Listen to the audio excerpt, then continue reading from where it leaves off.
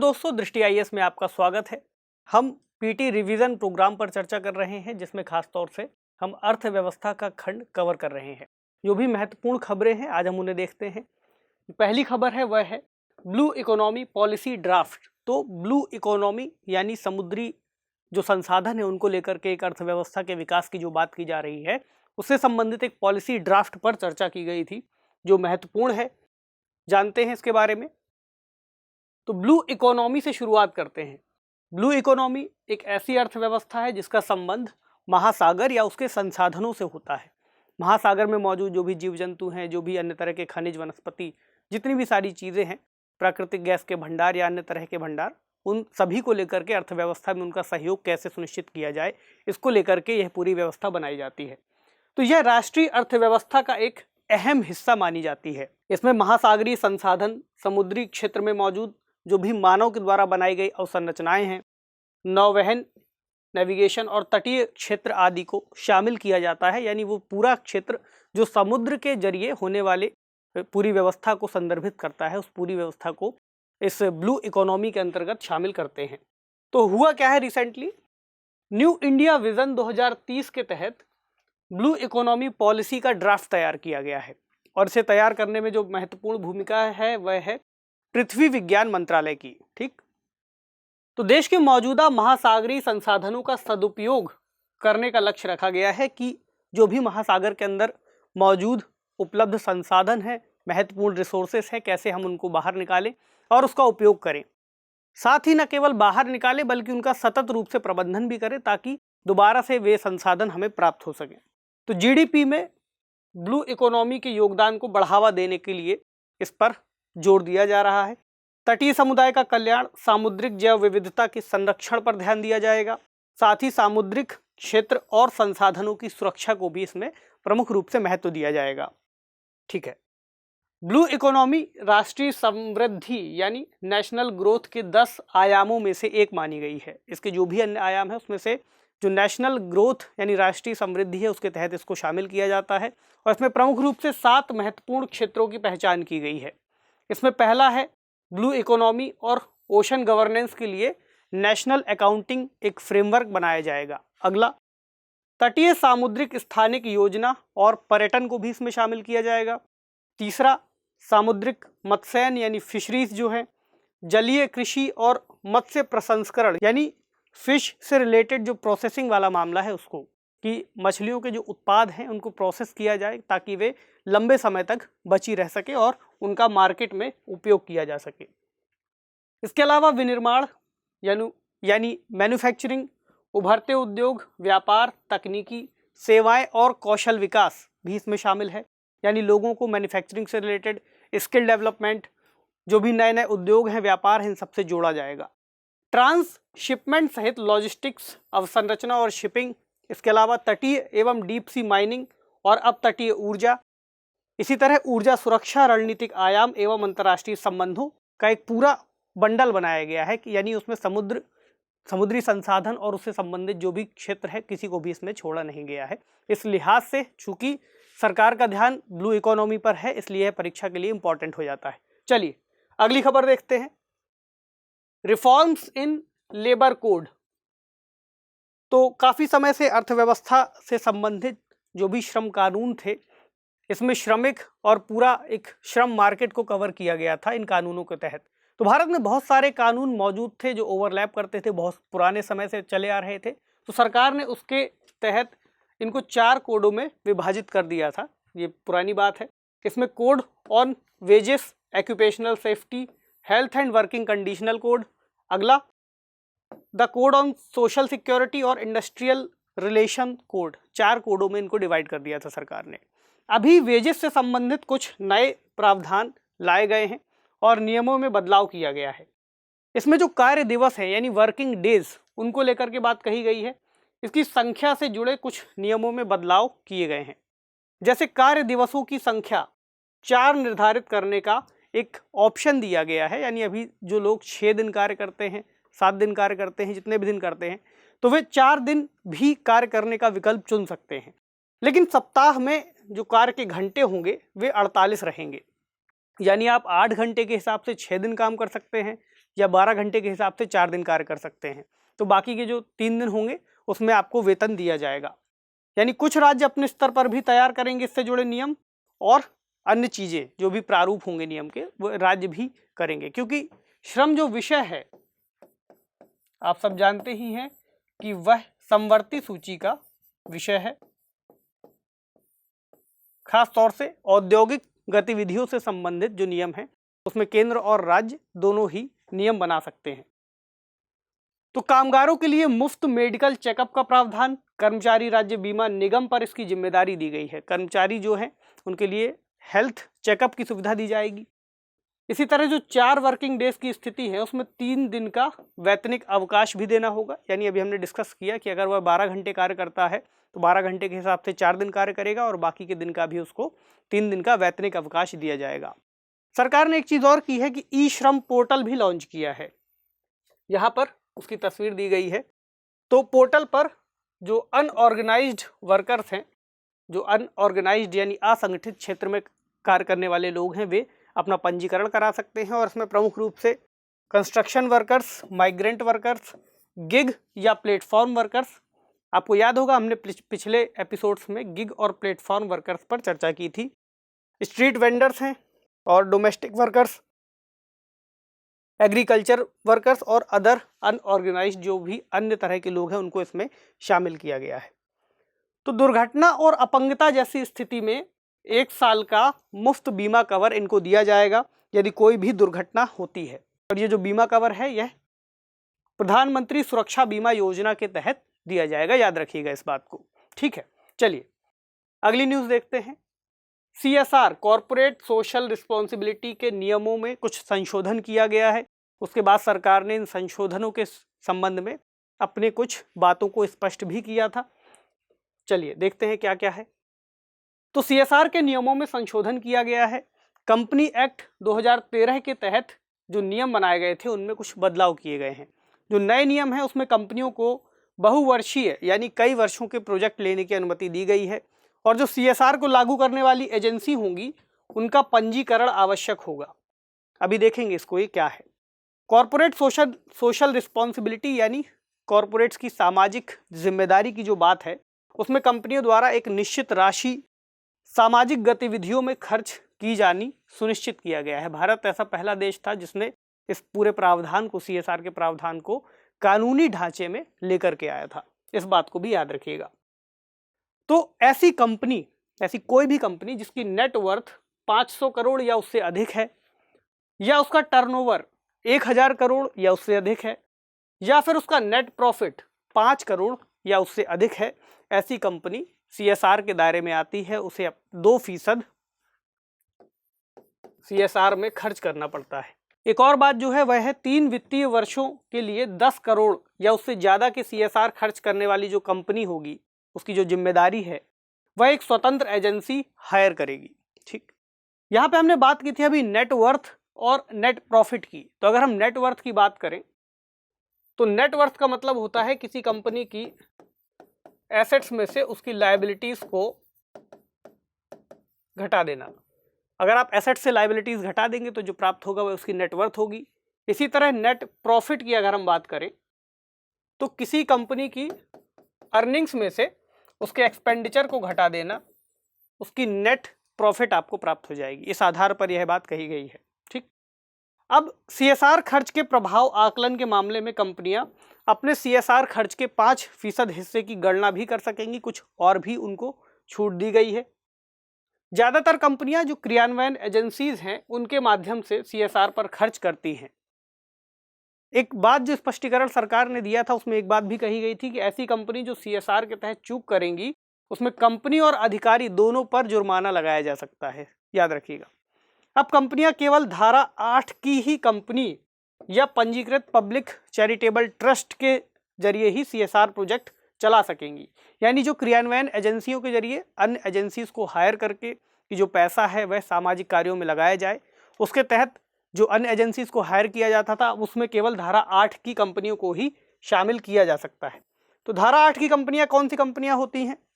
बहुत ही सरल सी बात है। इसमें वे कंपनियां शामिल होती हैं जैसे NGOs या फिर नॉट फॉर प्रॉफिट ऑर्गेनाइजेशंस, ऐसी संस्थाएं जो खास तौर से कार्य करती हैं चैरिटी वाले कार्यों में, इसमें शिक्षा भी हो सकता है, स्वास्थ्य, पर्यावरण, डोनेशंस, तो इन सभी क्षेत्रों में जो कंपनियां कार्य करती हैं उनको ही इसमें हायर किया जा सकता है।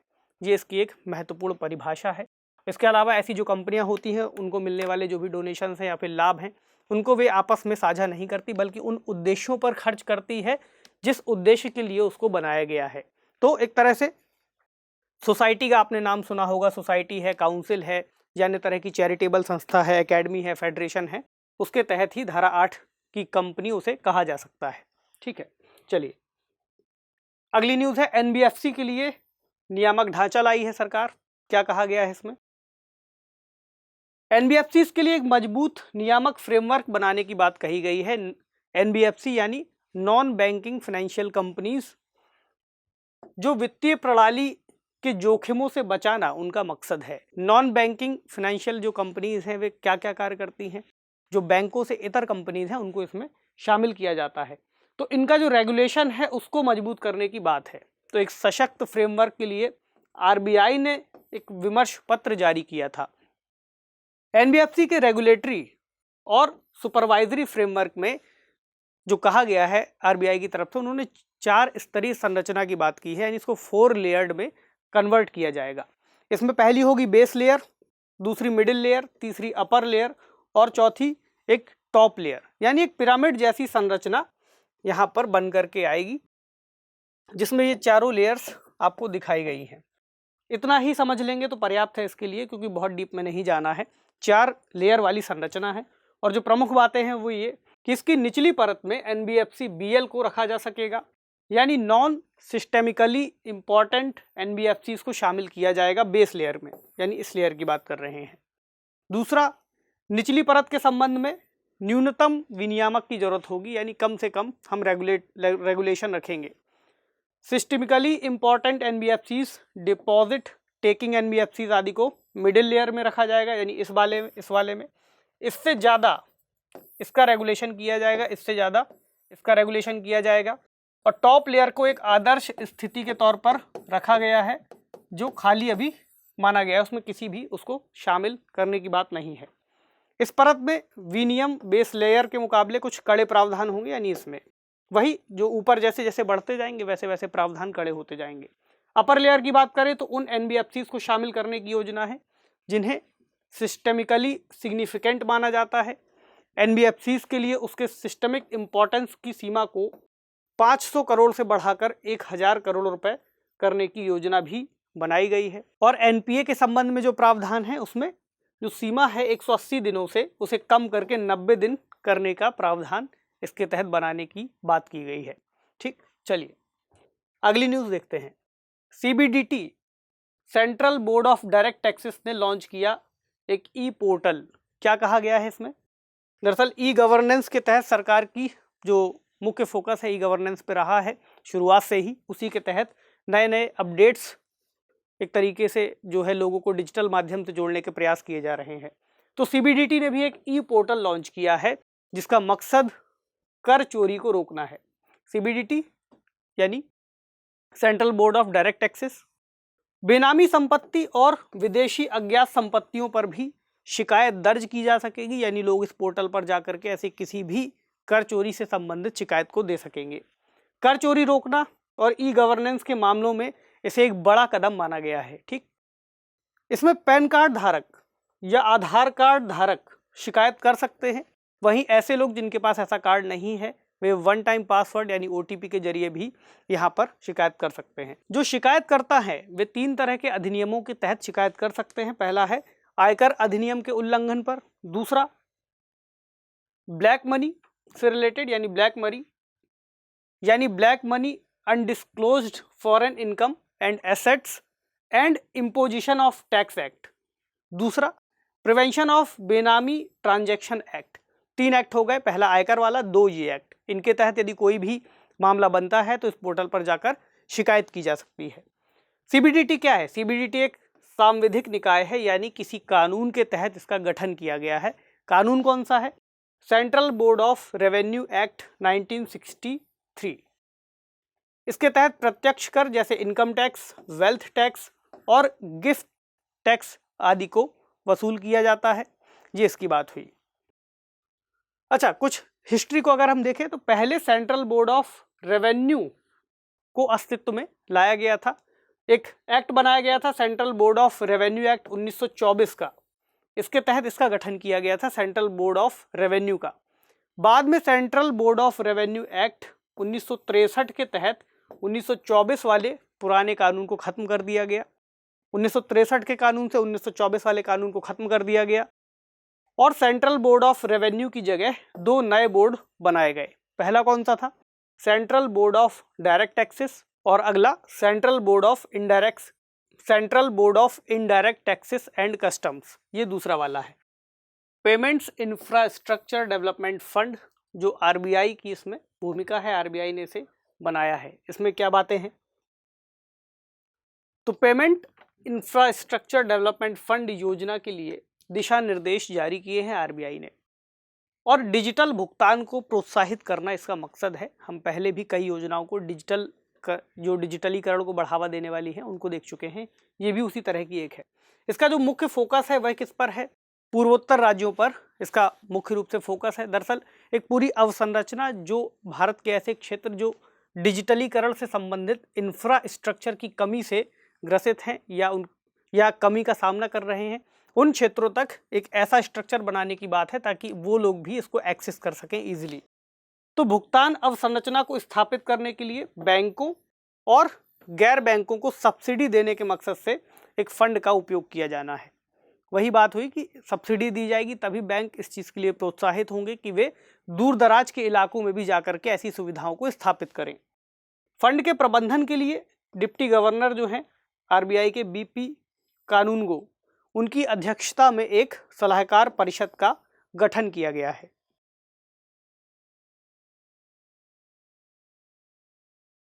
एक जनवरी 2021 से यह फंड 3 साल के लिए प्रभावी हुआ है और जिस तरह से इसका डेवलपमेंट होगा उसके आधार पर इसे 2 और वर्षों के लिए बढ़ाया जा सकता है यदि जरूरत पड़ेगी।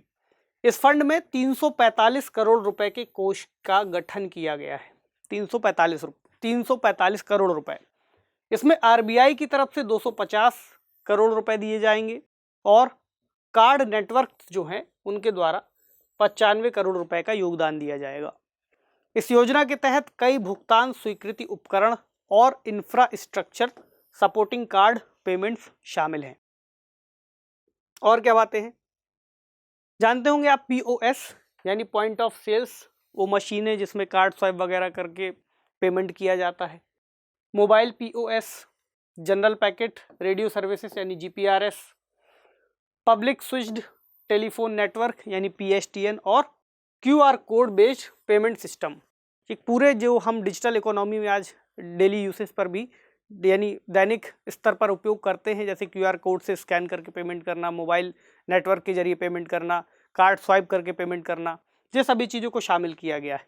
इसका जो लक्ष्य है वह है व्यापारियों को आवश्यक सेवाएं प्रदान करना। आवश्यक सेवाओं में जैसे ट्रांसपोर्ट एवं हॉस्पिटैलिटी, सरकारी भुगतान, फ्यूल पंप में आप स्वैप वाली मशीन्स वगैरह, सार्वजनिक वितरण प्रणाली की जो दुकानें हैं और हेल्थ सुविधाओं में पेमेंट की एक पूरा इंफ्रास्ट्रक्चर तैयार करना ताकि लोगों को कोई दिक्कत ना आए डिजिटल पेमेंट को लेकर के। अच्छा, एक पॉइंट और है यहाँ पर, समझिएगा इसको, अभी आगे भी काम आएगा। 2011 की जनगणना के आधार पर आबादी को 6 टियर सेंटर्स में विभाजित किया गया है। इसमें से 3 प्रमुख हैं, उनको हम जान लेते हैं। इसमें 1 लाख और उससे ज़्यादा की आबादी वाले को क्या कहते हैं? Tier 1 centre. 1 लाख या उससे ज़्यादा की आबादी। 20,000 से 49,999 जो लोग होंगे उनकी आबादी को टियर 3 में रखा जाता है और 5,000 से कम आबादी वाले को टियर 6 सेंटर में रखा जाता है। टियर 3, टियर 6 ये दोनों का भी काम आएगा आगे। ठीक, चलिए न्यू अम्ब्रेला एंटिटीज, इसमें ही उसका काम आएगा, अभी देखते हैं। एनयूईज यानी न्यू अम्ब्रेला एंटिटीज के गठन के लिए निजी कंपनियां प्रयास कर रही हैं। इसमें खासतौर से अमेजॉन है, पेटीएम की हम बात कर सकते हैं और भी बहुत सारी कंपनियां, रिलायंस, टाटा। ठीक, तो एनयूईज क्या है ये? एक तरीके से जो अन्य कंपनियां हैं उनको मोबाइल वॉलेट्स या इस तरीके से अल्पकालीन बैंकिंग व्यवस्था के तहत जोड़ने का प्रयास किया गया है। जो NPCI है, national payment corporation of India, इसके विकल्प के रूप में इसको देखा जा रहा है, ऐसा RBI का कहना है। तो जो NUEs हैं वे भुगतान प्रणालियों की स्थापना करेंगे, उनका मैनेजमेंट करेंगे और उनका संचालन करेंगे। इसमें मुख्यतः ATM, वाइट लेवल POS, आधार आधारित भुगतान और रेमिटेंस जो लोग भेज सके, जैसा रेमिटेंस भेजते हैं लोग एक देश से दूसरे देश, वो सारी चीज़ें एक जगह से दूसरे जगह पर, उनको भी शामिल किया जाएगा। अच्छा, वाइट लेवल ATM और वाइट लेवल POS का क्या मतलब होता है? एक वाइट लेवल ATM का कंसेप्ट भी चर्चा में रहा। तो वाइट लेवल ATM और ब्राउन लेवल ATM, जो वाइट लेवल ATM हैं वे किसी नॉन बैंकिंग एंटिटी के तहत स्थापित किए जाते हैं, और ये जो ATMs होते हैं इनका दरअसल इसमें कोई बैंक को थर्ड पार्टी के तौर पर शामिल किया जा सकता है, यानी किस तौर पर कि वो इसमें पेमेंट वगैरह कराएं, और अब RBI ने भी इनको परमिशन दे दी है कि डायरेक्ट RBI के थ्रू ही ये काम कर सकते हैं। और वहीं जो सामान्य ATM होते हैं, जैसे किसी बैंक का आप ATM देखते हैं, उस ATM की खास बात क्या होती है कि बैंक ने उसको आउटसोर्स किया होता है किसी थर्ड कंपनी को। तो जो थर्ड कंपनी है वो उसके सारे इंफ्रास्ट्रक्चर से लेकर के बिजली का बिल, वो सारी चीज़ों को देखते हैं, लेकिन उसमें जो लोगो होता है, यानी डेटा का ट्रांजैक्शन है, नेटवर्क की व्यवस्था है, पेमेंट को लेकर के जो पूरी प्रक्रिया है वह बैंक के अंडर में होती है, उसमें बैंक का लोगो शामिल होता है। वहीं वाइट ATM में बैंक का लोगो वगैरह शामिल नहीं होता, ये कुछ खास उन दोनों की पहचान है। तो अब जो RBI है उसकी इच्छा है कि अब ऐसी व्यवस्था भी एक तरीके से स्थापित होती जाए, कहाँ तक बैंकों पर ही इस पूरी प्रक्रिया का बोझ बना रहे, इसलिए थर्ड पार्टी जो नॉन बैंकिंग कंपनीज हैं वे भी इसमें पार्टिसिपेट कर सकें। यही पूरी इस प्रक्रिया को अपनाया जा रहा है। तो नई भुगतान विधियों यानी NUEs जो है वे नई भुगतान विधियों, मानकों और प्रौद्योगिकियों को विकसित करने में सहायक होंगे। ये अपने तरह की नई प्रक्रिया को अपनाने में हिचक नहीं करेंगे। जो लिमिटेशंस है उसके थ्रू भी जो भी रेगुलेशन की प्रक्रिया है RBI के तहत अपनाई जाएगी। NUEs के प्रवर्तक केवल भारतीय नागरिकों के स्वामित्व में रहेंगे, यानी NUEs जो स्थापित करेंगे वे केवल भारतीय नागरिक होंगे और उन्हीं के नियंत्रण वाली संस्थाएं होंगी। और यदि किसी व्यक्ति को NUE खोलनी है तो उसके लिए उसको भुगतान सेगमेंट में कम से कम 3 सालों का अनुभव होना जरूरी है, तभी आप एक इस तरह की संस्था खोल पाएंगे, यानी न्यू अम्ब्रेला एंटिटी। NPCI बैंकों की स्वामित्व वाली एक गैर लाभकारी इकाई है। NPCI से पहले भी सवाल पूछे जा चुके हैं UPI से रिलेटेड, तो याद रखिएगा। NPCI जो है UPI, AEPS, रुपे कार्ड और फास्टैग आदि का संचालन करता है, national payment corporation of India. तो इसी NPCI व्यवस्था पर जो लोड बढ़ रहा है, एक बहुत बड़ी अवसंरचना को कवर करना है, इसीलिए सरकार ने या RBI ने इसकी बात की है। ठीक है, चलिए आगे देखते हैं। कोच्चि मंगलुरु प्राकृतिक गैस पाइपलाइन या नेचुरल गैस पाइपलाइन एक बहुत बड़ी जो नेशनल पाइपलाइन की जो प्रोजेक्ट है भारत में नेचुरल गैसेस के संदर्भ में, वह उसी के तहत इसको लाया गया है। तो मंगलुरु, ये रहा मैंगलोर, और ये रहा कोच्चि। कोच्चि केरल में है, मैंगलोर कर्नाटक में है। ये पूरी पाइपलाइन है जिसको जोड़ा जा रहा है। तो प्रधानमंत्री ने इसका उद्घाटन किया था, और कोच्चि मंगलुरु के बीच एक नेचुरल गैस पाइपलाइन बिछाई जा रही है जो लगभग 450 किलोमीटर की है। कौन सी पाइपलाइन है? LNG, liquefied natural gas. ठीक, gas authority of India limited ने इसको निर्मित किया है, यानी गेल की बात कर रहे हैं हम, आपने इसका नाम ऐसे भी सुना होगा। और 10,000 CNG स्टेशन और लाखों PNG घरेलू कनेक्शन देने का एक तरीके से वायदा करती है यह योजना जो लाई गई थी। इसके तहत पूरे देश के अंतर्गत एक पूरा इंफ्रास्ट्रक्चर डेवलप करने का प्लान किया गया है। इस कार्यक्रम में one nation one gas grid का उल्लेख है। One nation one gas grid के तहत ही इसको लाया गया है। देश को गैस बेस्ड इकोनॉमी बनाने की दिशा में सरकार की यह एक बड़ी पहल है। जब आप मेंस का भी उत्तर लिख रहे होंगे वहां पर भी आप ऐसी योजनाओं को जब कोट करेंगे तो उत्तर की आपकी प्रामाणिकता बढ़ती है। इस आधार पर भी आप इन पॉइंट्स को याद करते हुए चलिएगा। वैसे भी मेंस का जो पेपर आता है, मेंस और प्रीलिम्स कोई अलग अलग नहीं है। प्रीलिम्स में बस आपको थोड़ा सा ज़्यादा ध्यान रखना होता है कि प्रश्न में जो विकल्प है, प्रश्न के आधार पर आप उसको पहचान पाते हैं या नहीं, और उसी आधार पर जो आपने तैयारी की होती है वही आपको मेंस में भी काम आती है। प्रीलिम्स और मेंस को इस आधार पर आप जोड़ करके चलिए, तो आप जो पढ़ रहे हैं वे उदाहरण ही आपको मेंस में भी काम आएंगे। अच्छा, आगे देखते हैं। ऊर्जा क्षेत्र में प्राकृतिक गैस की हिस्सेदारी को 2030 तक 6% से बढ़ाकर 15% करने का लक्ष्य रखा गया है। अभी 6% के आसपास काम किया जा रहा है, उसी को बढ़ा करके 2030 तक 15% ले जाएंगे। 1978 में पहली अंतरराज्यीय पाइपलाइन सेवा शुरू की गई थी, यानी 2 राज्यों के बीच में 1978 में। उसके बाद 2014 तक 15,000 किलोमीटर लंबाई की LNG गैस पाइपलाइन बिछाई जाती रही, यानी 78 से लेकर 2014 तक। अब 2014 के बाद से 16,000 किलोमीटर लंबाई की गैस पाइपलाइन बिछाए जाने पर विचार किया जा रहा है और इसका पूरा कार्य चल रहा है। अगले 4 सालों में इसको कंप्लीट करने का सरकार का इरादा है। भारत के जो प्रमुख गैस पाइपलाइन प्रोजेक्ट्स हैं, अगर हम उनकी बात करें, याद रखिएगा, इंपॉर्टेंट हो सकता है। एक है जगदीशपुर बोकारो धमरा प्रोजेक्ट, ठीक। अगला है north east region gas grid, जो नॉर्थ ईस्ट के क्षेत्रों से संबंधित है। उसके बाद कोच्चि कुट्टनाड बेंगलुरु मैंगलुरु पाइपलाइन प्रोजेक्ट। उसके बाद एन्नोर थिरुवल्लूर बेंगलुरु नागपट्टिनम मदुरई तो तूतीकोरिन गैस पाइपलाइन प्रोजेक्ट। तो ये प्रमुख रूप से 4 प्रोजेक्ट हैं, याद रखिएगा इन्हें। चलिए अगली न्यूज़ देखते हैं। अगली न्यूज़ है बीमा लोकपाल संशोधन नियम 2020। तो जो बीमा लोकपाल को लेकर के प्रक्रिया अपनाई गई थी 2017 की, उसी को यहाँ पर आगे संशोधित किया गया है। बीमा लोकपाल संशोधन नियम 2020 लागू किए गए हैं और 2017 वाले नियम संशोधित किए गए हैं। बीमा लोकपाल व्यवस्था की कार्यप्रणाली में सुधार के लिए इसमें संशोधन किया गया है, यानी लोकपाल की प्रक्रिया दरअसल जो भी दिक्कत आती है पूरी प्रक्रिया के तहत, कोई भी शिकायत होती है, उस शिकायत वाली प्रक्रिया को आसान बनाने के लिए नियुक्ति की जाती है कि कैसे उस शिकायत का निवारण किया जा सके, उसको एक सही संस्था तक पहुंचाया जा सके। तो इसी प्रक्रिया में संशोधन किया गया है ताकि इसको और बेहतर किया जा सके। तो बीमा सेवाओं से जुड़ी समस्याओं को समय रहते और कम लागत पर निपटाने की सरकार की इच्छा थी और 2020 में इसका ड्राफ्ट लाया गया था। बीमा लोकपाल के सामने की जाने वाली शिकायतों के दायरे को इसमें बढ़ाया गया है, यानी जो 2017 वाला था उसमें जितना दायरा किया गया था उसको और बढ़ा दिया गया है। पहले कौन कौन शिकायत कर सकते थे? बीमाकर्ता, एजेंट्स और दूसरे मध्यस्थों की सेवाओं से जुड़ी शिकायत की जा सकती थी, यानी जो उपयोगकर्ता था वे केवल इन्हीं लोगों की शिकायत तक सीमित थे। अब इंश्योरेंस ब्रोकर्स को भी लोकपाल के दायरे में लाया गया है। इंश्योरेंस ब्रोकर दरअसल वे मध्यस्थ कंपनियां होती हैं जो उपयोगकर्ताओं को या उपभोक्ताओं को गाइड करती हैं कि कौन सा टर्म प्लान उनके लिए बेहतर होगा और उसी हिसाब से उनको कुछ चार्ज किया जाता है। वह चार्ज हालांकि जो इंश्योरेंस कंपनी है उसके तहत दिया जाता है। तो एक तरीके से अपने व्यवसाय को तेज़ी से बढ़ाने के लिए ऐसे मध्यस्थों का उपयोग करती हैं कंपनियां।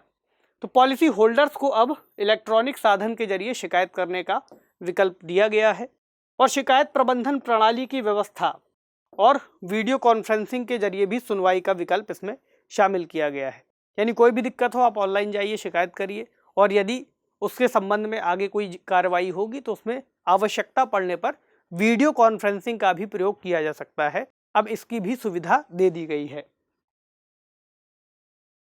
बीमा लोकपाल जो मैकेनिज्म है उसे पहले बीमाकर्ताओं की कार्यकारी परिषद के अधीन रखा गया था। याद रखिएगा, बीमाकर्ताओं की कार्यकारी परिषद ये पहले नाम था। अब इसका नाम बदलकर क्या किया गया है? बीमा लोकपाल के लिए परिषद।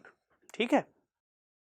बीमाकर्ताओं की कार्यकारी परिषद का गठन बीमा लोकपाल नियम 2017 के तहत किया गया था। तो ये इस जो न्यूज़ है उसका प्रमुख क्रक्स है। तो चलिए आज इस सेशन को यहीं ख़त्म करते हैं। आपसे मिलेंगे अगले सेशन में और अन्य कुछ प्रमुख न्यूज़ के साथ। तब तक पढ़ते रहिए, सेफ रहिए। शुक्रिया।